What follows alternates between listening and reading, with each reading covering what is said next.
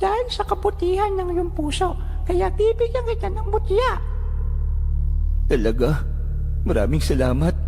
Mabibigyan na ako nito ng pagkakataong umasenso sa buhay. Salamat sa iyo.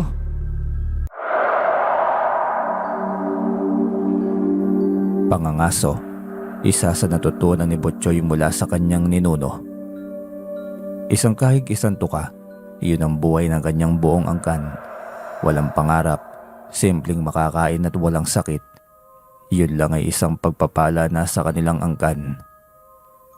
Ngunit biglang nagbago ang kanyang pananaw nang minsang makita ang kanilang kapitbahay na noon ay dating kasamahan pa niya sa kanilang pangangaso. Uy Loroy, nakauwi ka na pala. Kumusta ka naman? Mukhang pormang pangmayaman ah. Uy Butchoy, saan ka galing? Nangaso ka na naman ba? Hay, habang buhay ka na labang talagang ganyan. Ay, ano pa nga ba? Yun lang naman ang madalas gawain ko kapag hindi pa agapasan ng palay. Abay, ibang-iba ka na sa dati ah. Mukha ka ng mayaman. Mukha lang ba akong mayaman? Sa bagay, hindi pa naman talaga masyado. Sinuwerte lamang ng kaunti. Pero hindi ka gaya mo. Amoy baboy damo ka pa rin. Grabe ka naman sa akin, Loroy. Kaunti pa ba yung yaman mo? May paalahas at singsing. Uy, ano yan? Tunay ba yan? Siyempre. Tignan mo ang kotse na nakagarahe sa harapan ng aming bahay. Bagong-bago. Mamahalin yan. Abay, may kotse ka na rin. Ang galing ah. Napagawa mo na nga at napaganda ang iyong bahay. Nakabili ka pa pala ng kotse. Talagang mayaman ka na ngayon, Loroy. Ano bang naging trabaho mo sa lungsod? Ang galing mo ah, yumaman ka na agad. Totoo, nanalo talaga ako sa loto, Butchoy. Kaya ganito bigla ang buhay ko. Ang sarap maging mayaman, Bots. Nabibili mo ang lahat ng gusto mo. Ang swerte mo naman pala. Nakakaingit ka naman, Loroy. Samantalang ako mangangaso't magsasaka pa rin. Swertihan lang yan, Butchoy. Baka wala ka talagang swerte sa buhay. Ganun lang naman ang buhay natin sa mundo eh. Swertihan lang. Hindi siya naimik sa sinabing yon ni Butchoy. Masakit marinig ang sabihing wala siyang swerte sa buhay. Pero siguro, iyon ang totoo. 30 na siya at binata pa rin. Ano naman ang ibubuhay niya sa babae sakaling mag-aasawa siya? Nang hapong yun ay pinuntahan niya ang kanyang bitag. Isang malaking baboy ramo ang kanyang nakuha. Kagad niyang dinala kay Loroy. Sakaling bibili nito ng buo ang baboy ramo na kanyang nahuli. Sa bakuran pa lamang itanaw na niya si Loroy na naglilinis ng kotse. Agad niyang nilapitan ang kababata upang may alok dito ang huli niya.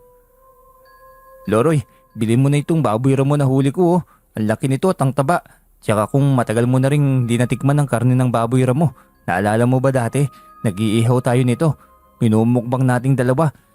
10 taon pa lamang tayo ng mga panahong yun eh. Ay hindi na ako kumakain ng mga ganyang karne. Kainin nyo na lamang yan, Butchoy.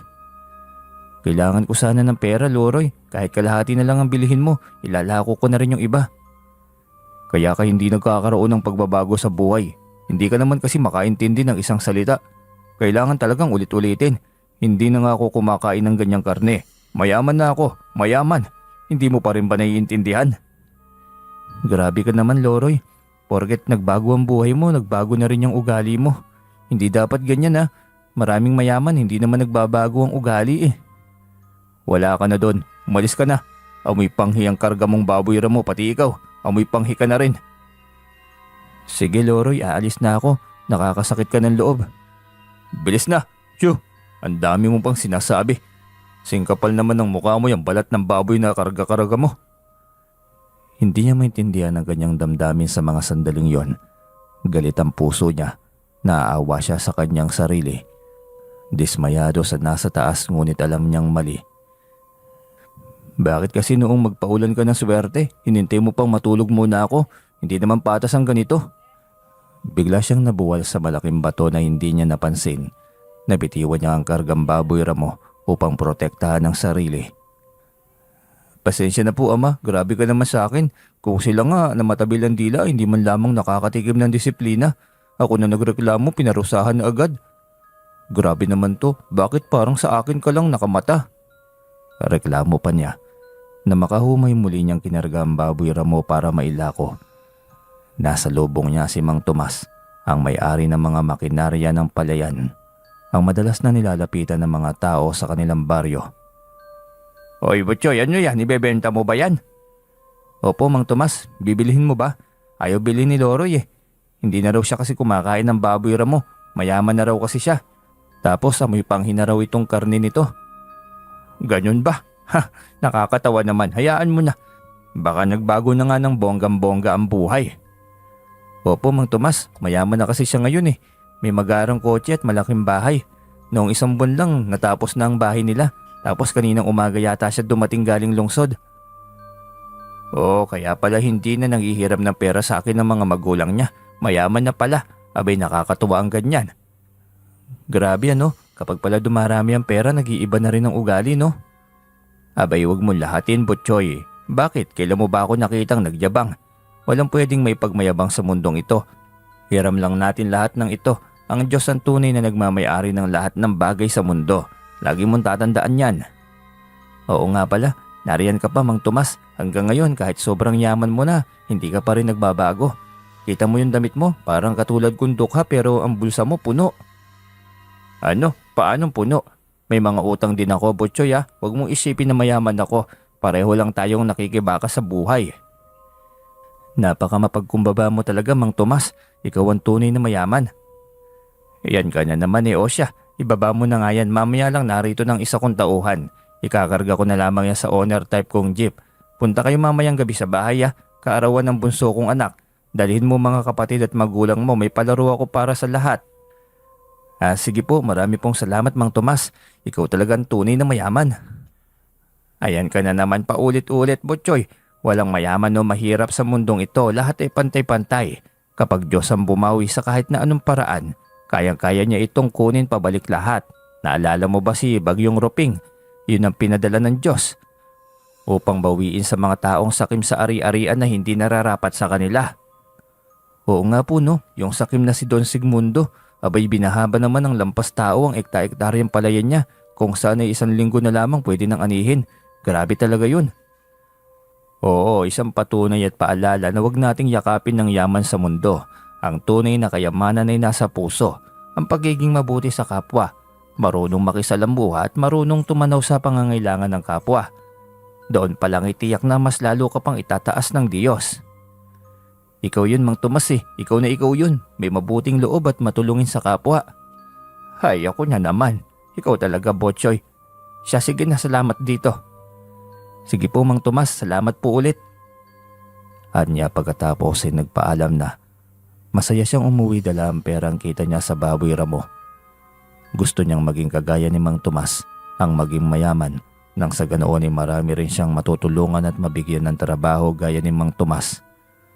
Habang naglalakad pa uwi ay nasalubong niya si Lolo Gusting, ang bunsong kapatid ng kanyang Lolo Poldo, ang sabungero ng angkan. Lolo, saan na naman ang tungo mo? Kainaman, madilim ang langit at parang uulan oh. May paparating na bagyo eh. Tuloy ka pa rin ba ng sabungan?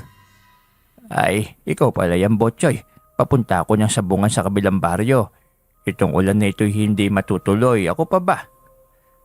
Po, naku Lolo, walang makakapigil sa ulan. Baka mabahaan kayo. Malaki ang ilog. Mapapahamak kayo niyan. Apo, hindi nga matutuloy itong ulan. Ang sabong lang ang matutuloy ngayong araw.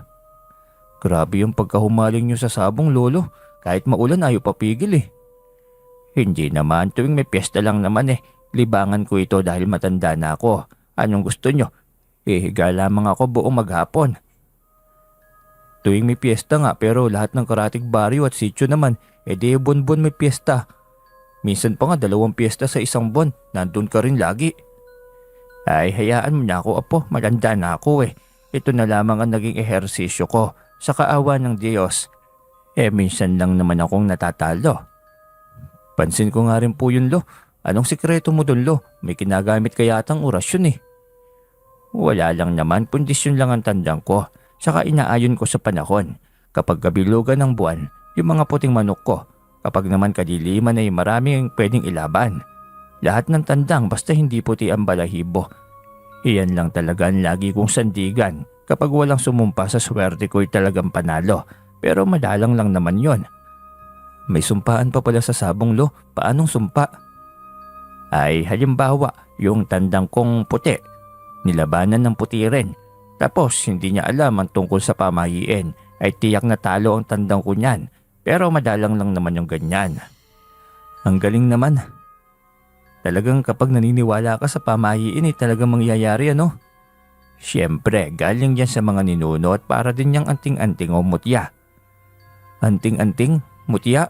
Ano yun lo? Iyan ang mga bagay na bigay ng kalikasan sa tao. Piling-pili lamang ang mga taong nabibiyayaan ng ganoong bagay. May kapangyarihang taglay na kaya kang protektahan at kagaya ng pamahiin dapat magtitiwala ka rin ng buo. Ang mabuti pa'y sa susunod na tayo mag-usap mahuhuli na ako. Baka hindi na ako makalaban pa eh. Isama mo kaya ako lo. Sandali, hintayin mo ako dito lo. Pupuntahan ko lang sila nanay at ng mga kapatid ko. Gusto kasi ni Mang Tomas na pumunta tayong lahat sa bahay nila mamayang gabi. Sama tayo dun mamaya lo pagkatapos ng sabong. Ay nako, sige na nga, bilisan mo. Hihintayin kita dito. Kapag nainip ako, iiwanan kita, bahala ka. Mabilis siyang tumakbo. Ilang sandali lamang ay nakabalik na siya agad sa kinaroroonan ni Lolo Gusting niya. Pagdating ng sabungan, ay nagsisimula na ang salpukan ng mga tandang sa loob ng ruweda. Pangilang laban na yon. Pumesto na agad si Lolo Gusting sa harapan ng maraming sabungero. Kaupo pa lamang niya nang tanongin siya ng binata kung ilalaban ba niya ang kanyang tandang sa tandang nito. Kulay dilim yun kaya walang alinlangan itong pumayag. Dahil yan na. Kabitan na ng tare. Para hindi na maghintay ang sentensyador sa loob. Mamaya lang tapos na ang labang yan eh. Ito may sarili akong tare. Pakikabit na lang para hindi na ako magbayad na malaki. Isang buong paan na lang ibibigay ko sa iyo mamaya, Totoy. Wika ni Lolo Gusting sa mananari. Sige po Lolo, kahit ano lang po. Sagot din sa kanya nito. Makalipas ang ilang sandali ay tinawag na ang pangalan niya at ng kanyang kalaban. Punong-puno ng pag-asa ang mukha ni Lolo Gusting. Talagang buo ang tiwala nito na mananalo ang kanyang tandang. Lolo, dito lang ako. Pusta ako sa tandang mo ha. Tiwala akong panalo tayo eh.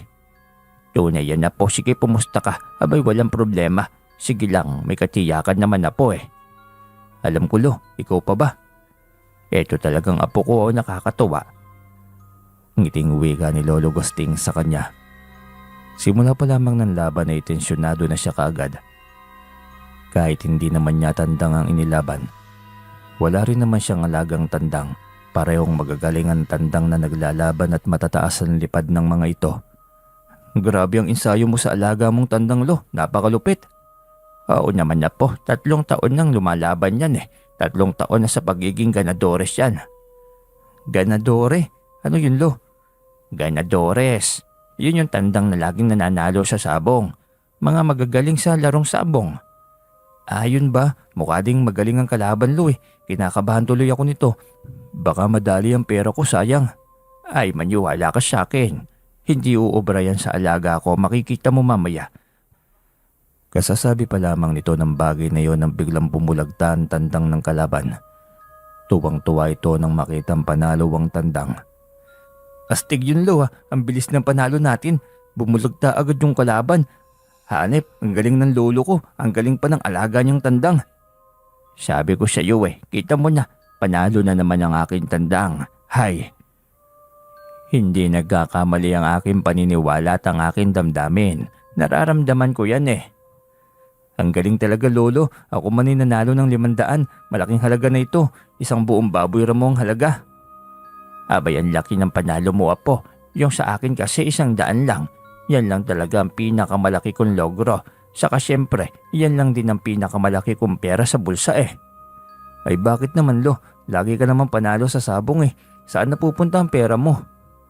Saan naman ako kukuha ng malaking pera pang logro? Laging kinukulimbat ng tiya Mosang mo ang pitaka ko eh. Palaging 100 lamang ang iniiwan sa akin. Naku si tiya Mosang talaga, hay. Kung sana may pera lang din ako lo, bibigyan talaga kita lagi.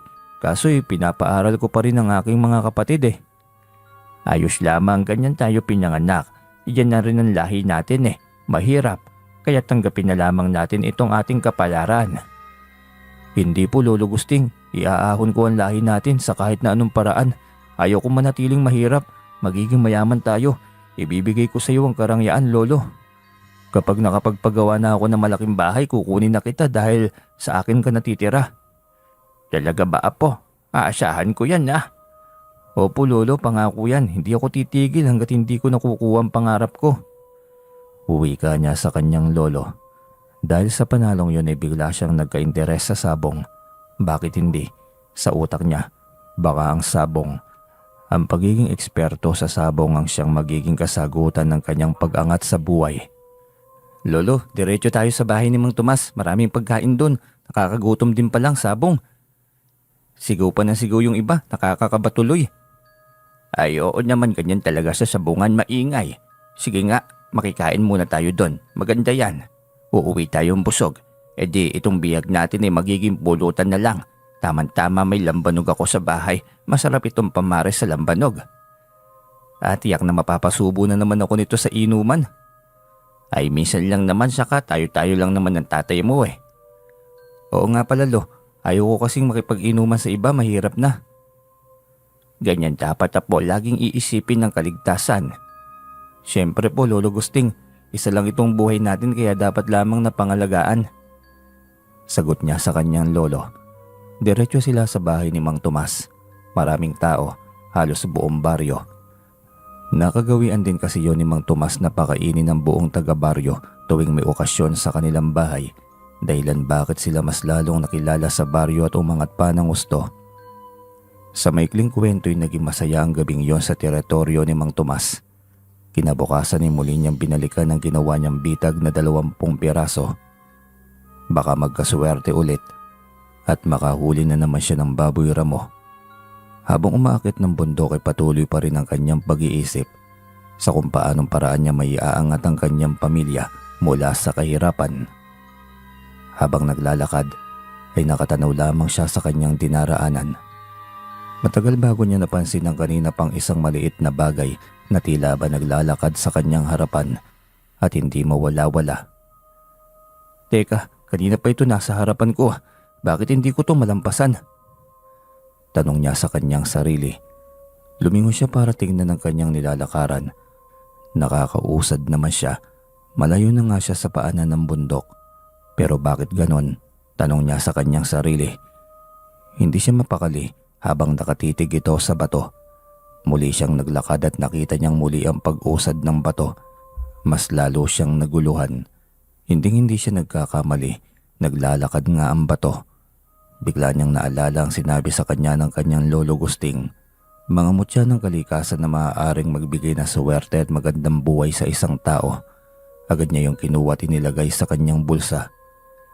Ay salamat naman, alam kong sa akin mo talaga ito ibibigay, ama. Sambit niyang muli.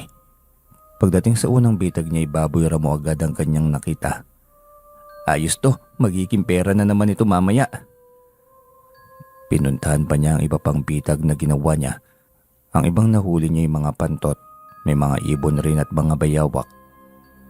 Ayos na itong isang baboy ramo para ilalako. Itong 2 bayawak at isang ibon na lamang ang magiging ulam namin. Tuwang-tuwa siya na bumaba ng bundok.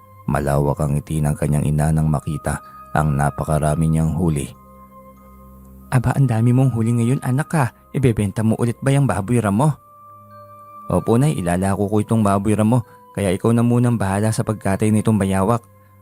Kapag mailako ko ito ng buo ay tiyak na malaking pera ulit. Sige anak, ako nang bahala nito. Sarap nitong gawing adobo. Sige po nay, adobong bayawak saka may soda. Nako, busog na naman tayo mamaya nito. Oo, kaya larga na nang makauwi ka na kaagad. Tama-tama pagdating mo tiyak na luto na ito. Sige po nay, aalis na po ako ah. Agad siyang tumalima upang mailako ang kanyang dalang baboy ramo. Mabilis lamang din niya yung naibenta kaya napagdesisyonan niyang dumiretso sa bahay ni Lolo Gusting. Ipapakita niya rito ang bagay na nakuha niya sa gubat. Butchoy, ano yat ba't may mga nakatalsik pang dugo? Saan ka galing? Sa pangangaso na naman ba? Ay opo lo, may nakuwang muli ang aking bitag kaya hindi na kailangan pa na maghintay o maghanap para may mapanang baboy ramo. Ganyan, abay, maswerte at sunod-sunod niyang huli mo. Sana bukas meron ulit. Malaking pera na yata ang naipon mo eh. Ay, hindi po lo. Alam mo namang may mga estudyante ako eh. May isa pa pala, na ikukwento ko sa ilo. Hindi ako sigurado kung maniniwala ka sa akin pero tunay ito lo, totoo ito. Ano ba yun, Butchoy? Anong totoo? Dinukot nito sa bulsa ang isang maliit na bato. Sinlaki ng hinlalaki. Isang maliit na bato. Nag-aagaw ang kulay puti at asul. Eto lolo, isang batong naglalakad. Maliit lang siya pero parang buwan na hindi nawawala sa aking harapan. Habang naglalakad ako, nandun lang siya eh. Naglalakad baka mo? Nagbibiro ka ba? Umabot na ako sa ganitong edad pero hindi pa ako nakakita ng batong naglalakad. Baka binubuhat ng mga langgam. Hindi lolo, ang bigat nito oh. Saka ganoon kabilis. Naglolokohan yata tayo apo eh. Ang totoo, ano ba? Totoo lolo, hindi ako nagbibiro. Naglalakad talaga to mismo sa harapan ko. Kapag titigil ako sa paglalakad, tumitigil din ito. Ibig sabihin para sa akin siguro yung mutyang ito. Talaga ba? Swerte sa sabong ang lumulutang na bato sa tubig. Baka kagaya din yan. Subukan mo nga sa susunod na linggo sa kapistahan sa sitio Magbaol. Ay teka lang, may ibibigay akong tandang sa'yo. Talaga po lo, bibigyan mo ako ng tandang lo. Tatanggapin ko yan. Salamat na agad. Oo apo, itong talisain ko. Hindi pa ito nailalaban eh. Kapag nailaban mo ito't nanalo ng 3 sunod-sunod na beses sa unang araw na sabong, yon maniniwala na kung tangan mo ang mutya na nagbibigay sa iyo ng swerte. Napakaswerte mo apo. Ako nga ganito ang edad ko pero hindi pa ako nakaranas magkaroon ng mutya. Sana lang lo, magkaroon na ng pagkakataon na maiahon ko ang pamilya ko sa hirap. Sana lang ito nang magiging kasagutan ng lahat. Hindi ko masabi pero hangad ko rin naman ng magandang kapalaran sa inyong mga apo ko. Nagpasalamat siya sa kanyang lolo. Matapos ang mahabang pag-uusap ay nagpaalam na rin siyang umuwi bitbitan tandang na ibinigay sa kanya ng kanyang lolo Gusting. Malayo pa lamang inatatanaw na siya ng kanyang ama mula sa bakuran nila. Sinalubong siya nito habang papalapit sa bakuran. Ano yan Butchoy? Bakit may bitbit kang tandang? Kanino galing yan? Tanong ni Mang Pedyo ang kanyang ama. Nakadikit ang mga mata nito sa kanyang hawak na tandang. Tay, bigay po sa akin ni Lolo Gusting. Ilalaban ko ito sa susunod na linggo. Kabistahan sa sitio Magbaol. Kaya tiyak maraming sabungero ang mapapasugod nito sa sabungan. Isa ka na ron. Hay nako Butchoy. Mukhang na-impluwensyahan ka na yata ng Lolo Gusting mo. Paano yan? Butchoy, alam mong sugal yan. Sana maisip mo. Sayang ang pera sa walang kasiguraduhang pakikipagsapalaran. Huwag kang mag-alala tay, hindi naman ako pumupusta ng malaki kung walang katiyakan. Malay natin dito sa sabong magbabago ang ating buhay. Anak, bisyo yan sugal. Paanong katiyakan ang sinasabi mo tungkol sa sabong? Alam kong hindi mo ako naiintindihan sa ngayon tay, hayaan mo. Kapag napatunayan ko ng tama ang hawak kong alas, tiyak na gaganda ang ating buhay. At kailan ka naman nakakita ng sabongerong yumaman? Oh, hindi mo alam yun tay, marami-rami na rin. Yung sa kabilang baryo si Mang Dodong, ang lawak na ng manukan kasi swerte siya sa sabong. Ang laki na ng bahay niya, ang lawak na ng kalupaan niya. At higit sa lahat marami siyang taong nabigyan ng trabaho. Ewan ko anak, hindi talaga ako naniniwala sa swerte. 50 na ako. Pero puro lang naman kamalasan sa buhay ang natatamo ko. Ako tay, naniniwala ako sa swerte. Kaya sinasabi ko sa iyo, kung nagbago na nga ang buhay ni Loroy na isang mayabang, tayo pa kaya na lagi nagpapakumbaba sa kapwa? Ewan ko Butchoy o siya, itali mo na lamang yan tandang sa ilalim ng silong. Kanina pa nakapagluto ang nanay Iska mo. Maghahapunan na tayo. Pagod ako galing sa ating munting sakahan. Bukas tay magpahinga ka. Ako nang bahala sa paghahalaman ng natirang kaingin. Hindi ka ba mga ngaso bukas? Hindi na muna tay, malapit na ang taniman ng mais. Mainam na malinis na yung buong kalupaan nang sa ganon ay hindi tayo mahuhuli sa pagtanim. Buti na lang may anak akong responsable. Hindi kagaya ng ibang mga kalalakihan, puro barkada. Inom dito, inom doon.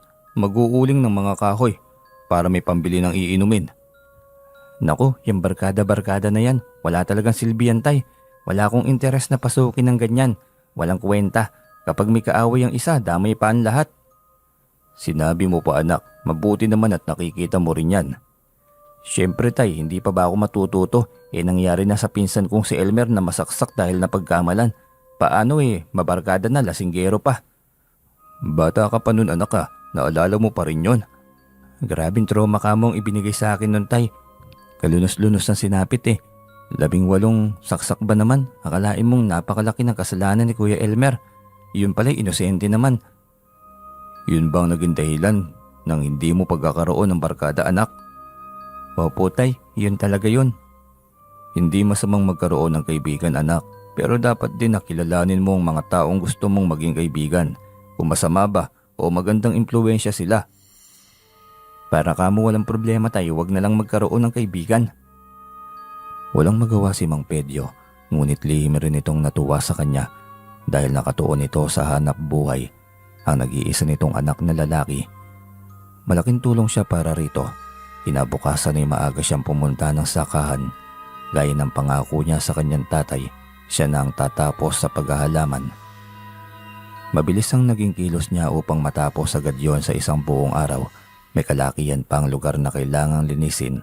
Kung susumayin niya, aabot pa yata yun ng 2 araw at kalahati. Ngunit nagulat siya ng kalahating araw pa lamang ay ubos na agad ang damo. Ang lawak ng kanyang natapos at hindi man lamang siya nakaramdam ng kahit anong pagod. Teka, kakaiba yun ah. Sambit niya sa kanyang sarili, tila hindi makapaniwala sa kanyang nagawa. Nagpahinga siya at nananghalian. Ang baon niyang ulam ay ang adobong bayawak. Kailangan na lamang niyang maghintay ng hapon dahil susunugin na niya ang tuyong damo upang masigurong malinis ang kaingin. Pagkatapos niyang sunugin ay kaagad siyang umuwi ng bahay.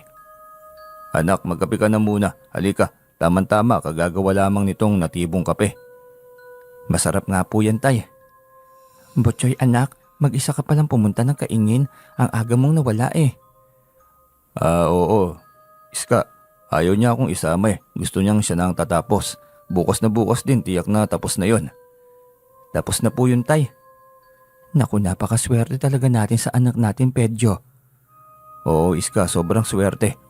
Teka, paano mo natapos ng ganoon kabilis, anak? Malawak pa yon, tiyak ako. Ako nga rin, tay, nagulat eh. Basta katanghalian pa lamang kanina tapos na ako. Sinilaban ko na nga yung mga damo nyo noong nakaraang araw at kahapon, tay. Bukas sa makalawa na iyong nadamo ko na lamang susunugin. Wika niya. Pagkatapos magkape, pinuntahan niya ang kanyang alagang tandang na bigay ni Lolo Gusting. Ininsayo niya ito. Kinakausap.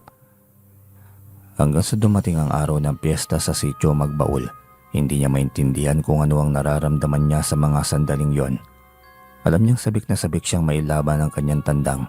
Hindi lang yon tungkol sa panalo, kundi tungkol sa pag-ahon.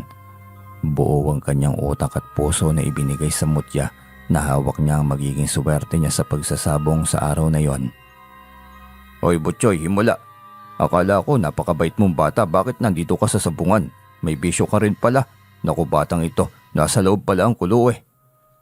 Walang kagatol-gatol na tanong ni Mang Luding, ang kapitbahay nilang malayo na isang sabungero noon pa man. Hindi ko po bisyo ang sabong, Mang Luding. Susubukan ko lamang po itong bigay ni Lolo Gusting sa akin. Ngayon lang ito, unang beses pa lamang po. Simula na rin ang bisyo yan. Nahawa ka na pala sa sabungero mong lolo. Ay, tiyak ka hanggang pagtanda mo, magiging sabungero ka na rin yan. Wala naman po sigurong masama, Mang Luding. Ikaw din naman nandito dahil nangarap manalo ang bitbit mong tandang, hindi ba? Saka pera ko ang gagamitin kung pamusta, hindi naman pera ng iba. Biglang dumating ang kanyang Lolo Gusting kaya hindi siya sinagot ng mama. Kamuntik na siyang lumabas sa kanyang balat. Puro pamimikon lagi at panlalait ang natatanggap niya sa mga taong kasalamuhan niya. Butchoy apo, nandito ka na pala. Kanina ka pa ba? Hindi naman po, Lolo. Kararating ko lang din po. O halika doon sa mga nagkukumpulang mga sabungero nang sa ganoon ay maihanap ka na agad ng kalaban. Halika kayo, sama tayo doon. Sabat din naman ni Mang Luding. Hindi siya tumugon. Mukhang hindi magandang kasama si Mang Luding. Hindi niya alam kung bakit ibang nakikita niya sa mga mata nito. Pagdating sa nagkumpulang sabongero ay pumosisyon siya sa harapan ng mga yon. Kauupo lamang niya nang tawagin ng isang kaedaran. Tol, gusto mo bang maglaban ng tandang natin? Mukhang magandang ilaban to sa ating mga alaga, magkasinlaki lamang ang katawan eh. Sige ba, walang problema sa akin yan. Tuwang-tuwa si Butchoy na mailista ang kanyang pangalan sa hanay ng mga sabongerong papasok sa ruweda. Alam niyang hindi lang isang magiging panalo ng kanyang tandang.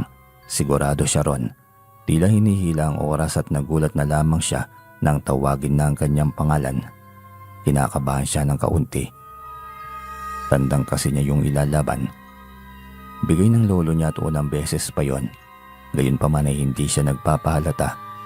Nang makapasok ng ruweda ay sinunod lamang niya ang ginawa ng kanyang kalaban. Pagkalapag nito ng tandang sa ruweda ay inilapag din niya ang kanya. Pagkalapag pa lamang niya pumosisyon na agad ang kanyang tandang. Hinintay ang atake ng kalaban. Tila naghihintay din ang kalaban nito ng atake kaya unang sumago pa ang kanyang alaga. Unang atake pa lamang ay simbigat na ng bato ang mga paa nito. Baon ka agad ang tari nito sa tiyan ng kalaban. Higit pa ito sa inaasahan ko ani Butchoy. Muli na namang sinagupa ng kanyang tandang ang kalaban nito. Muling bumaon ang tari nito sa dibdib ng kalaban. Napahiyaw siya sa galing na ipinamamalas ng kanyang alaga. Panalo ito. Diretsyong nangisay ang kalabang tandang nang hilahin nito pabalik. Namumulang mukha ng may-ari ng kalabang tandang. Halatang pikunin. Hindi niya ito pinansin at paglabas niya ng ruweda, bitbit ang bihag at ang tandang ay sinalubong siya ng kanyang lolo Gusting. Apo, panalo ang tandang mo, kita mo yon. Ang lupit pumalo, sintigas ng bato. Opo, Lolo Gusting, maswerteng tandang to. Salamat dito, Lolo Magdadala ito ng malaking swerte sa aking buhay. Ayo naman, o siya. Ilaban mong muli, Apo. Ang lakas-lakas ng iyong tandang, hindi nabawasan ng enerhiya. Opo, Lo, ikaw na pong bahala sa bihag, Lo. Hawakan mo muna. Sige, ikaw ang magdedesisyon para sa tandang mo. Hahayaan na kita. Sige po, Lo, para alam ko at maging magaling akong kumilatis ng tandang na kalaban. Oo, para mas gumaling ka pa lalo. Salamat po, Lolo. Alam kong ito ang magiging simula ng lahat. Yayaman ako, Lolo. Kung may pangarap ka, Apo, trabahuhin mong mabuti at tahimik.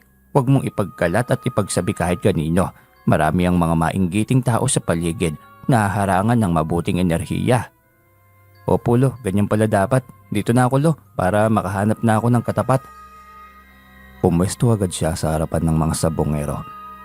Nahihiya pa siyang pumili ng katapat, kaya naghintay na lamang siya na siya ang pipiliin. Parehong proseso pa rin at ang balak niyang 3 laban ay naging 4 pa.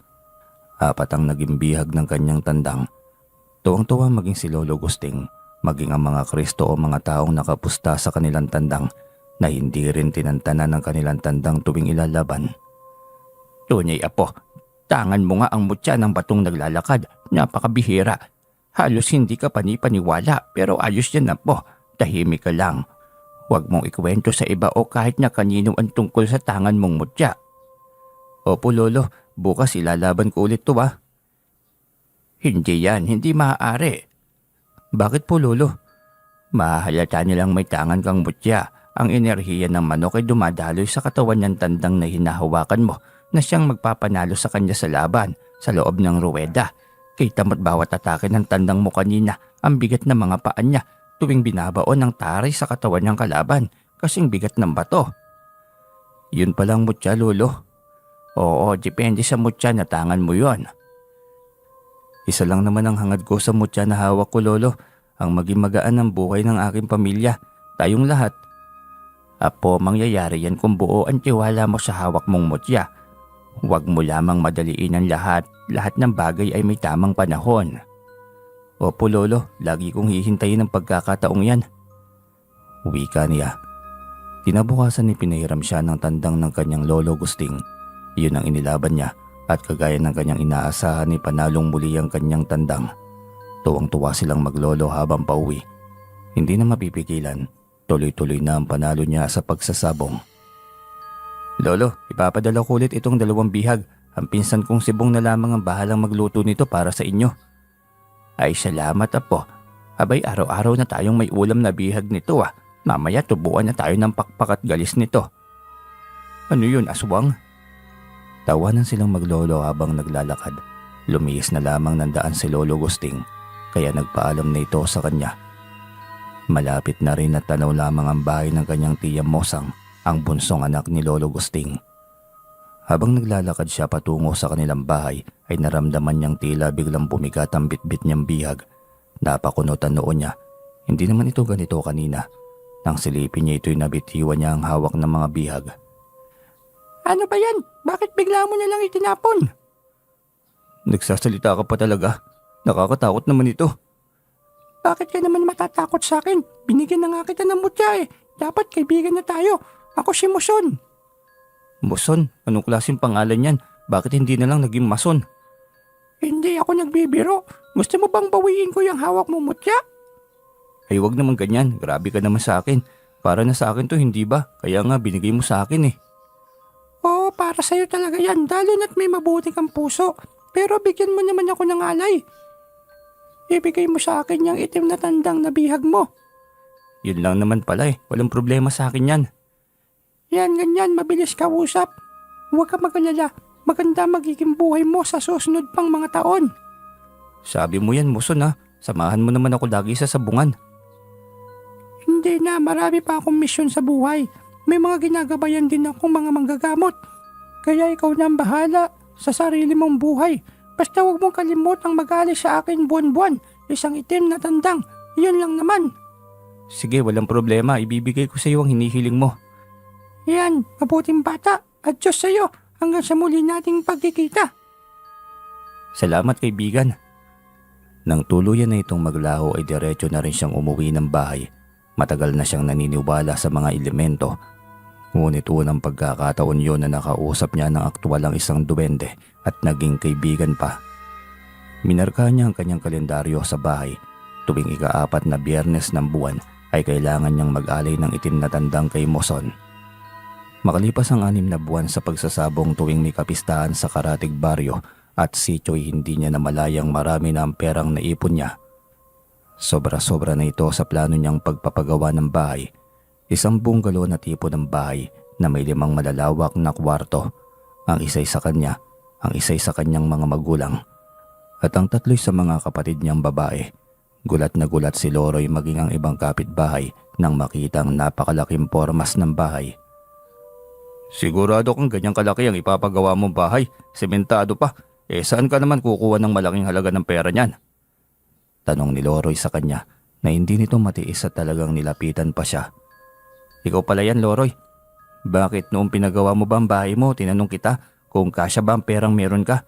Hayaan mo akong dumiskarte dito dahil akin naman to. Ayun, naging mayabang na. Sa sabong lang din naman nakadepende. Sinuwerte ka lang ng konti, naging mayabang ka na. Inilapag niyang hawak na hollow blocks at nilingon ang binatang kaidaran niya. Kahit kailan, hindi ako naging mayabang, Loroy. Sa totoo lang, nawalan lang din naman ako ng ganang humarap sa iyo. Siguro naman hindi ko na kailangan pang sabihin sa iyo yung ugali mo. Alam mo na yon. Mayabang ah, siguro may inggit ka sa akin ano. Nailing siyang napapapalatak habang tinignan nito. Hindi na lamang din niya pinatulan pa. Makalipas ang 3 buwan ay tuluyan nang natapos ang kanyang ipinapagawang bahay. Manghang-mangha ang kanyang mga kapitbahay, ngunit hindi ang kanyang dating kababata. Ikinagagalit nito na magkakaroon siya ng magandang bahay. Ngunit gaya ng kanyang ginawa, itinoon niya ang pansin niya sa kanyang mga pangarap. Ito na talaga ang bahay natin, anak. Hindi ako makapaniwala. Dating barong-barong, ngayon ay isa ng mansyon. Mayaman na tayo, anak. Oo nga, Butchoy. Ang swerte namin sa aming panganay. Nay, tay, hindi tayo mayaman. Kung ano tayo noon, ganito pa rin tayo ngayon. Walang dapat ipagyabang. Itong mga ibinigay sa atin ng Panginoon, hindi nagiging atin ito kung hindi dahil sa Panginoon.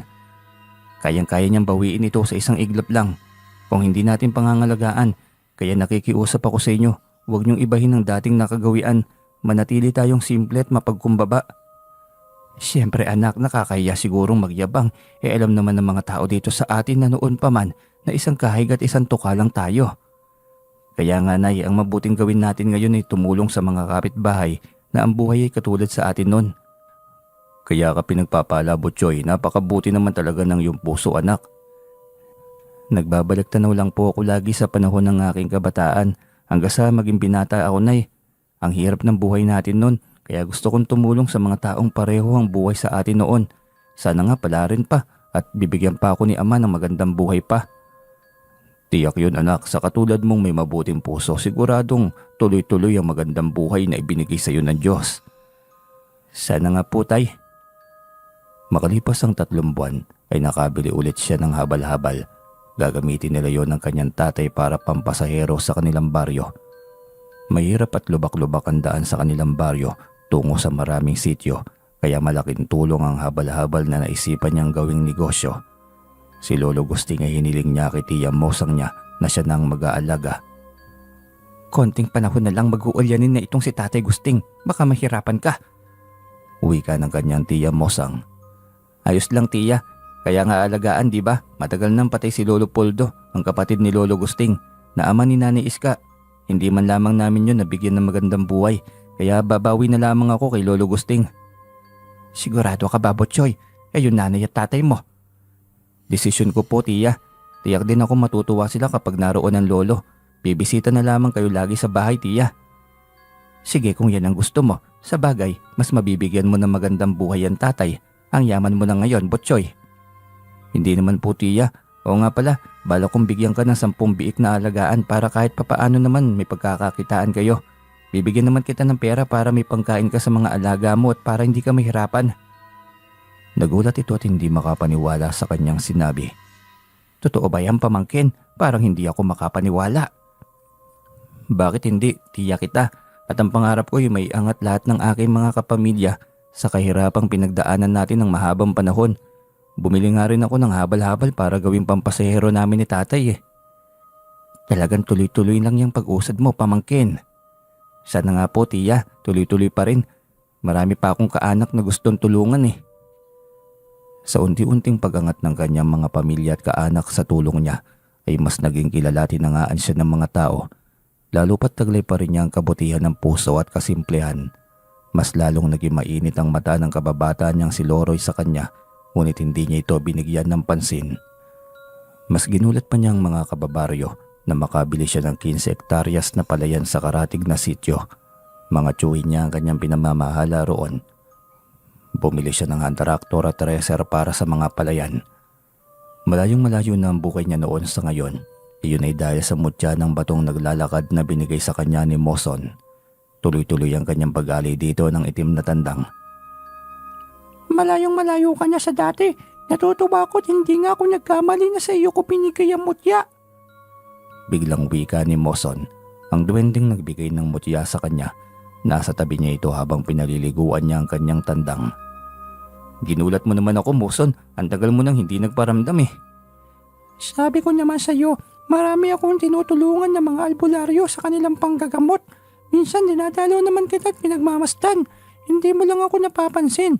Natutuwa naman ako at hindi nagbago yung ugali mo dahil sa pagangat mo.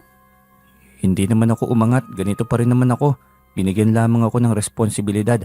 Malaking responsibilidad. At yun ay tulungan lahat ng nasa paligid ko.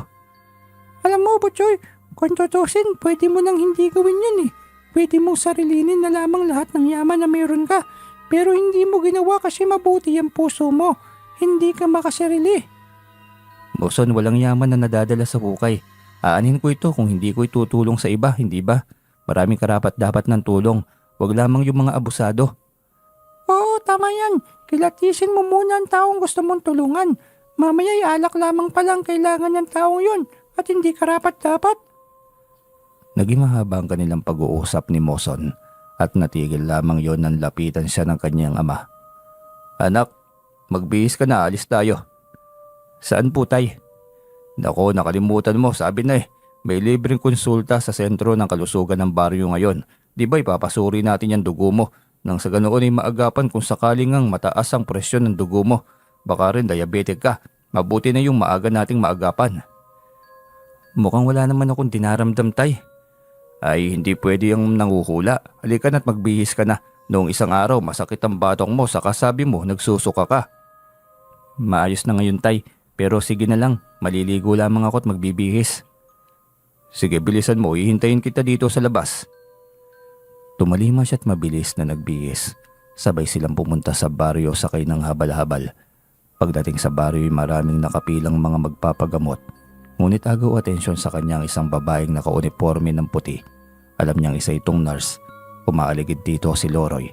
May hawak na payong at pinapayungan ito ang dalaga. Maayos siyang pumila at pagdating sa harapan ng nurse ay doon niya mas lalong natitigan ang ganda nito sa malapitan. Unang pagkakataon ay humanga siya sa ganda ng isang babae. Oy Butchoy, matutunaw naman niya si Nurse Maggie. Pinamulahan siya ng buka nang marinig ang saway ni Loroy sa kanya. Pilit na lamang niyang pinapakalma ang kanyang sarili. Kuya, ako po si Nurse Maggie. Ano pong nararamdaman niyo po? Yung dibdib ko, yung puso ko medyo hirap nang makahinga eh. Delikado yan na baka mataas ang presyon mo sa dugo. Kuya, Kuya, Butchoy na lang. Hindi, Butchoy lang pala. 25 pa lang naman ako eh.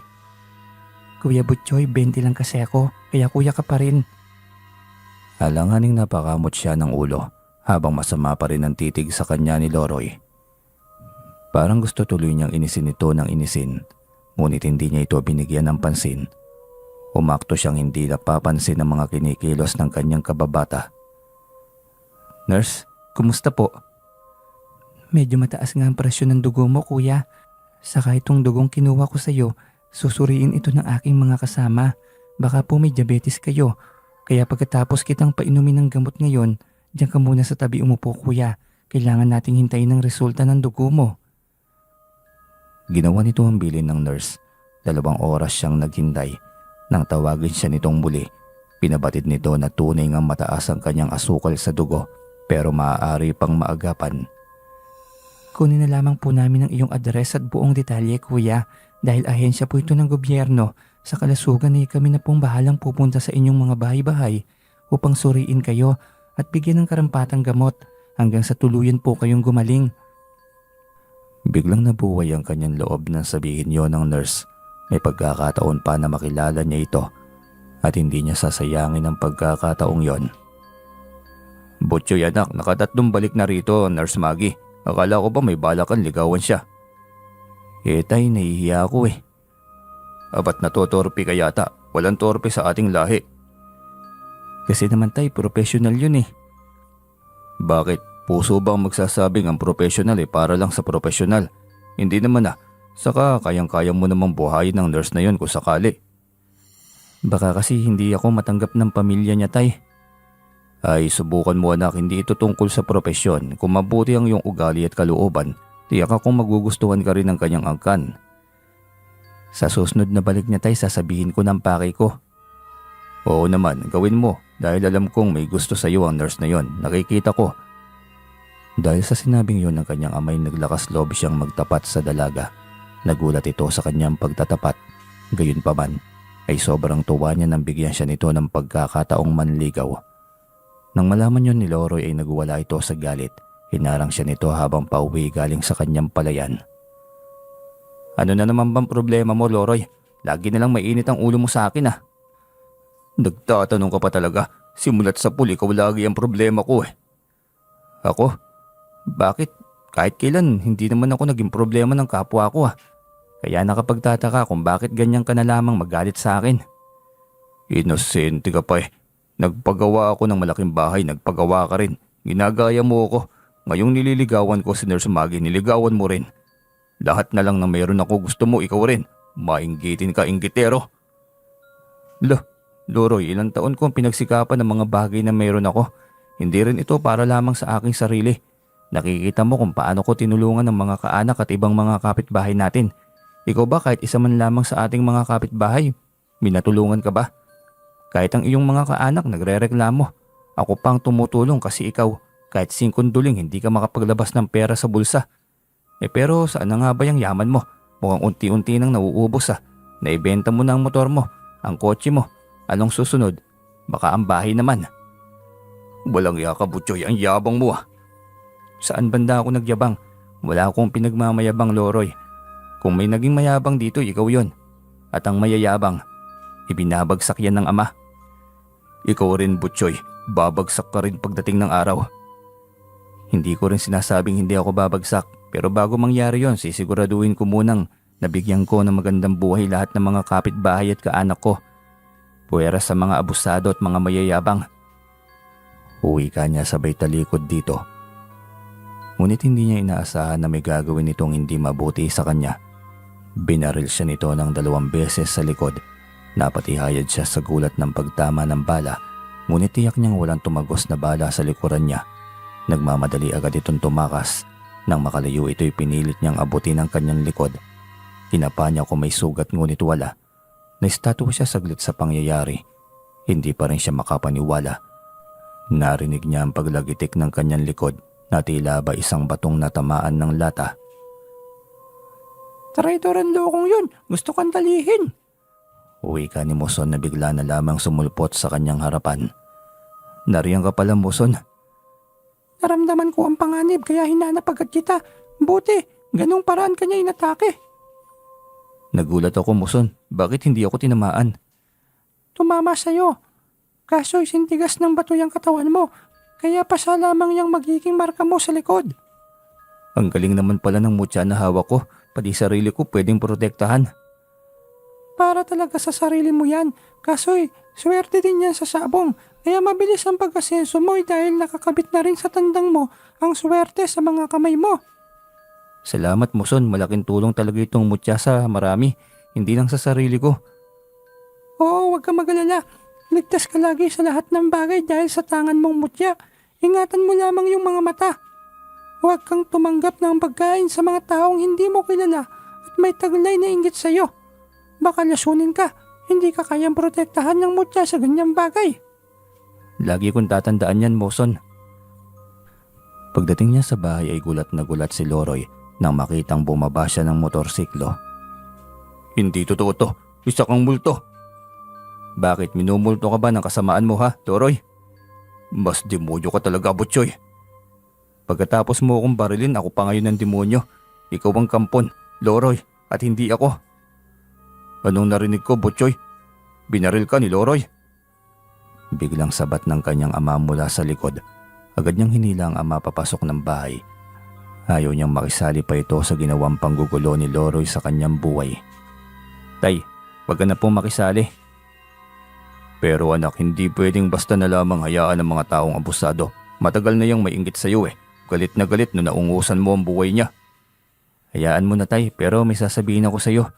Nakita mo si Loroy kanina, parang may nakitang multo. Bakit nga ba? Binaril ako kanina ni Loroy 2 beses sa likod, pero hindi tumalab, kaya siya nagulat. Akala malamang niya ipaglalamayan na ako. Seryoso, Butchoy? Hindi ka ba nagbibiro? Opo tay, walang biro. Totoo yung sinabi ko. Pero paano nangyari yon? Maniniwala ka kaya kung sabihin ko sa iyong may tangan akong mutya, tay? Si Lolo Gusting alam na ang bagay na ito. Ang totoo niyan ay siyang umaalalay sa akin sa sabong. Ang mutya ko nagbibigay sa atin ng swerte at ng ganitong buhay, tay. Totoo ba anak? Napakaswerte mo naman. Huwag mong ipagsasabi sa iba, tay ha. Tayo lamang nakakaalam ng bagay na ito. Bilin pa niya sa kanyang ama. Simula noon ay kahit may tangan siyang mutya, hindi siya laging kampante sa kapitbahay niyang si Loroy. Alam niyang may masama itong binabalak sa kanya. Lalo pat bigo ito kay Maggie dahil siyang pinili ng babae. Tuloy pa rin siya sa kanyang pagsasabong at walang palya. Lagi siyang panalo. Nagulat siya dahil naroon na rin si Loroy sa sabungang may bitbit na tandang. O Loroy, ikaw pala yan. Bakit? Ikaw lang ba ang pwedeng magsabong? Ito lang naman pala ang sikreto mo. Sige, tignan natin. Ilaban mo sa akin ang tandang mo kung totoong matapang ka. Hindi naman ako ang ilalaban dito, kundi itong tandang ko. Pero hindi rin naman ito sumusuko sa kahit na anong laban. Kaya depende sa'yo. Kaya nga lumaban ka sa akin hanggang dulo. Ang laki talaga ng galit mo sa akin, ano? Dahil mayabang ka. Wala pa akong pinagmamayabang pero mayabang na agad ang tingin mo sa akin. Mayabang ka naman talaga. Inagaw mo lahat sa akin. Pati ang babaeng magbibigay ng magandang buhay sa akin, inagaw mo rin. Ano? Tama lang naman sa akin napunta si Maggie. Hindi ko siya pagtatrabahuhin dahil yun ang papel ko sa buhay bilang lalaki. Ang buhayin siya at ibigayan lahat ng kanyang pangangailangan. Bait-baitan, ganyan na rin naman talaga ang balak mo.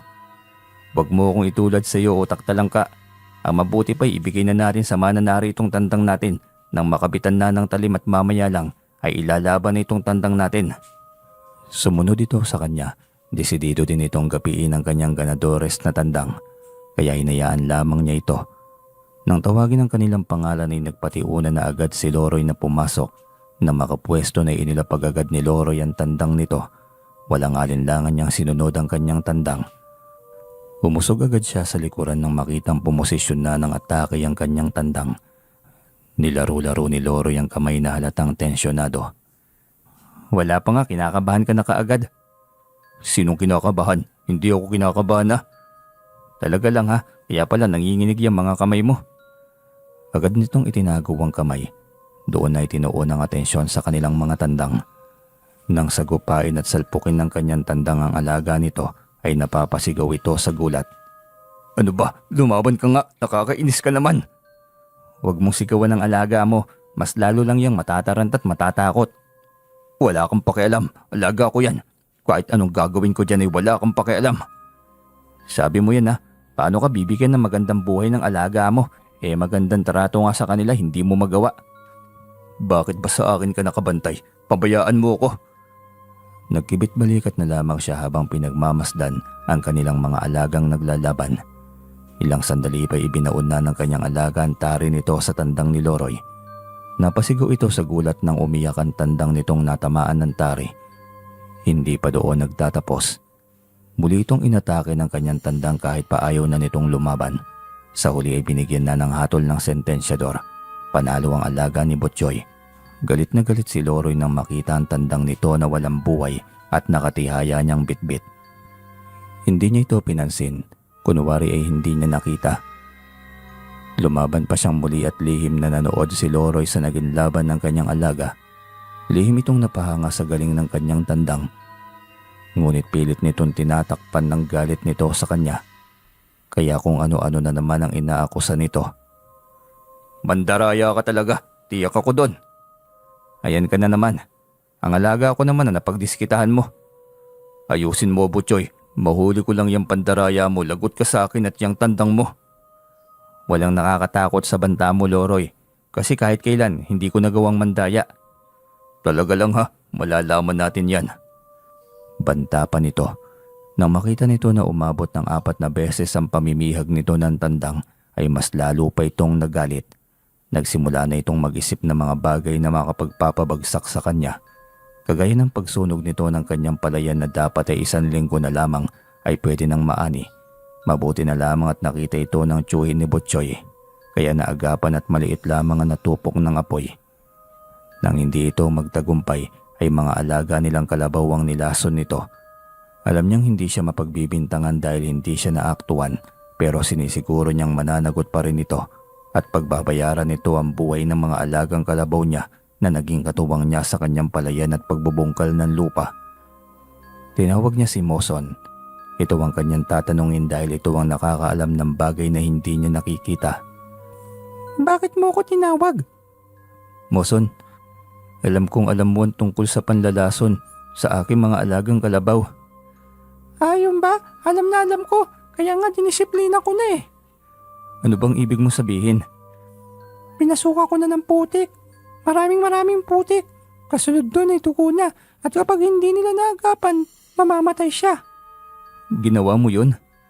Oo, dahil yun ang kailangan. Hindi na talaga mapigil ang kasamaan ng taong yun. Una ang palayan, sunod ang mga kalabaw mo. Alam mo bang balak pa niyang lagyan ng lason ng inyong balon? Kaya hindi ko na hinayaan pang sulsulan ng Diablo ang utak niya. Talagang napakasama ng puso ng Loroy na yon. Dahil lang yan sa inggit kasi tumatagilid na ang buhay niya. Masyado kasing mayabang kaya ibinalik ng Diyos kung saan siya nararapat. Kawawa naman siya.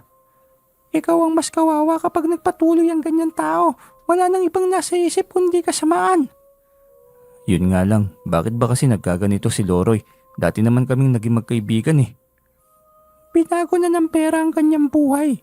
Kaya siya naging makasarili. Hindi pa dyan magtatapos kung sakaling naging tuloy-tuloy ang kanyang kasaganahan. Tiyak na magiging sakim din siya sa yaman. Wala na bang pag-asa na magbago siya? Wala na, Butchoy. Umanib na sa kaliwa ang kanyang katawang lupa. Baka maaari pang magbago. Baka pwede pang mabigyan ng pagkakataon. Tao lang siyang nagkakamali. Depende. Kapag lumapit siya sa iyo at umamin ng pagkakamali niya at humingi siya ng tawad ay malamang may posibilidad na nagbago ng ugali niya. Pero depende pa rin. Tignan natin. Dahil sa gabay ng mutsyang tangan niya, ang nagpataw ng parusa dito, Ito lamang din ang makapagpapatanggal ng sumpa at sakit na pinataw niya rito. 3 araw pang lumipas, kahit anino ni Loroy ay hindi niya makita. Marahil ay nagtatago sa loob ng kwarto. Hinintay niya itong lumapit sa kanya upang umamin at humingi ng patawad. Ngunit mukhang wala itong balak na sumuko. Nag-aalala na tuloy siya kung maayos pa ba ito o baka naman nag-aagaw buhay na ito. Isang hapon habang umiidlip siya biglang may narinig siyang bangayan sa labas. Boses iyon ni Aling Iska, ang kanyang inay. Diretso siyang bumangon upang tignan kung sino ang kaaway nito. Nagulat siya dahil naroon si Loroy kasama ang ina nito. Parehong galit at may hawak pang bakal ang binata. Nagmamadali siyang lapitan ng kanyang inay bago pa man ito masaktan ng walang awang si Loroy. "Hindi ka na talaga nagbago, Loroy," bulong niya sa kanyang sarili. Agad niya itong sinaway na makalapit na siya rito. "Ano yan, Loroy? Bakit kayo nag-iiskandalo rito?" "Nangi-iskandalo ba ka mo? Mga lahing demonyo kayo. Binarang niyo ako, kaya sumusuka ako at nagdudumi ng putik. Yun, dinami mo pa kami sa karmang inani mo." Yun nga anak, ang dami ng kademonyohan ng taong ito. Kahit isa, wala tayong inakusa tapos siya pa tong malakas ang loob na magbintang ngayon. "Nay, pumasok ka na doon. Ako nang bahala sa mag-inang ito." Saan mo pa pupuntahin yung ina mo? Tiyak akong siya ang mambabarang. Pagalingin niya itong anak ko dahil kung hindi ire-report ko kayo sa punong baryo. Banta ni Aling Cora, ang ina ni Loroy. "Ayos ka lang ba, Aling Cora? Saan mo nakuha ang ebidensya mo na magpapatunay na mambabarang si nanay? Baka ibabalik ko sa iyo at pagbabayarin kita ng danyos. Baka mas lalo lang kayo malubog sa utang niyan." Natahimik ito sa kanyang banta. Tiningnan niya si Loroy na naninilaw na ang balat at mga mata. "Ang hirap sa inyo, kayo na ang may sala. Kayo pang pabiktima dito. Sa tingin niyo ba, may pag-asang gumaling ang isang taong ang gawain ay puro kasamaan? Sabi ni, pinagbintangan mo ako sa pagsunog ng palayan, saka sa pagkamatay ng mga alaga niyong kalabaw." "O talaga? Alam mo? Kasi walang iba nakakaalam doon bukod sa pamilya ko." Nagulat ito at hindi na naimik. Tinanong ito ng ina kung bakit alam nito, ngunit hindi ito sumagot. Bagos ay tumalikod lamang ito ng walang paalam. Nailing na lamang siya at sobrang hirap bang umamin ng isang pagkakamali. Sobrang hirap bang humingi ng tawad sa nagawang kasalanan. O sadyang nahintatakutan lamang ito na baka magbayad ng malaking halaga. Hihintayin pa rin niyang magsisi ito at umamin ngunit walang nangyari. Hanggang sa nabalitaan na lamang niyang nilalamayan na ito. Wala siyang magawa. Matigas ang isip at puso. Hindi niya kasalanan at wala rin siyang kasalanan. Nang sumunod na linggo'y sunod na nagkasakit ang inay nito. Ganoon pa rin ang sakit nito at dumuduwal ng putik. Isang hapon ay umiiyak itong lumapit sa kanya. Ayoko mamatay, ayoko pang mamatay. Kaya ba ako nagkaganito dahil sa pagiging konsentidor kong ina? Pero hindi ko alam talaga na minagawang mali ang anak ko, pakiusap. Kung ikaw man ang may gawa ng lahat ng ito, pagalingin mo ko, Butchoy. Hindi ako masamang tao at hindi ko kayang gawin ang mga bagay na yan, Aling Cora. Hindi ako albularyo, hindi rin ako mambabarang o mangkukulam man. Ang gagawin niyo lamang ay magsisi sa inyong pagkakamali. Yun lang naman siguro, tiyak akong gagaling kayo. Mamumuhay na ako ng tama at walang panlalamang, pangako yan. Ganyan dapat, Aling Cora. Lahat naman tayo nagkakamali eh. Ang mahalaga ay marunong tayong umamin sa pagkakamali natin. Kinabukasan ay magaling na agad ito. Nangako itong magiging mabuti at hindi na mag-iipon ng inggit at galit sa dibdib. Tuluyan niyang napatawad ang nagawa sa kanya ni Loroy. Ang kaso hindi lang naman ito nagkaroon ng pagkakataon na magsisi sa pagkakamaling nagawa. Ikinasal sila ni Maggie. Matapos ang 3 taon nilang relasyon, edad 28 na siya ng pagkakataong yon. Patuloy rin ang buhay niya bilang sabongero. Hindi na yun araw-araw. Mas binigyan niyang pansin ang kanyang mga negosyo at lupain. Si Maggie voluntaryong naglilingkod sa kanilang baryo sa sentro ng kalusugan. Isang pagpapala sa kanilang baryo na magkaroon ng kagaya nilang walang ibang iniisip kundi ang mabuting buhay sa lahat. Hindi lamang pansarili o pampamilya, kundi pambuong baryo. Ito ang totoong legasiya ng angkan na dapat mangyayari sa mga taong binigyan ng pagkakataong umangat at inangat ng nasa itaas. Hanggang dito na lamang po ang kwento. Maraming salamat po sa inyo.